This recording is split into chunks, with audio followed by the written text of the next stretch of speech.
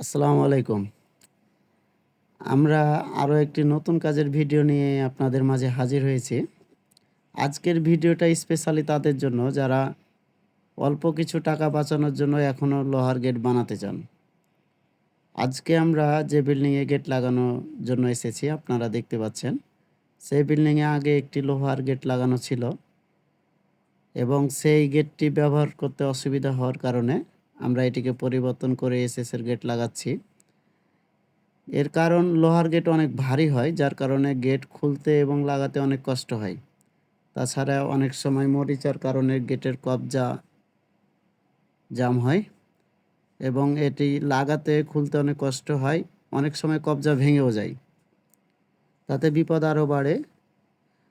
আর আমরা যে গেটটি পরিবর্তন করছি এটিতে তাই হয়েছে, যার কারণে তিনি এটিকে পরিবর্তন করতে বাধ্য হয়েছেন। যারা এখনও লোহার গেট বানাতে চাচ্ছেন তাদের উদ্দেশ্যে বলছি, আপনারা লোহার গেট না লাগিয়ে এমএস, এসএস এসবের গেট লাগাবেন, কারণ এই গেটগুলো অনেক হালকা হয়। তো গেটটি আপনাদের কাছে কেমন লেগেছে অবশ্যই কমেন্টে জানাবেন।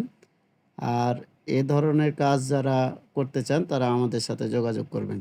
আমাদের ঠিকানা আতাউল্লাহ থাই অ্যান্ড এসএস, উপর রাজরামপুর মোড়, পাসপোর্ট অফিসের পাশেই, চাঁপাইনবাবগঞ্জ।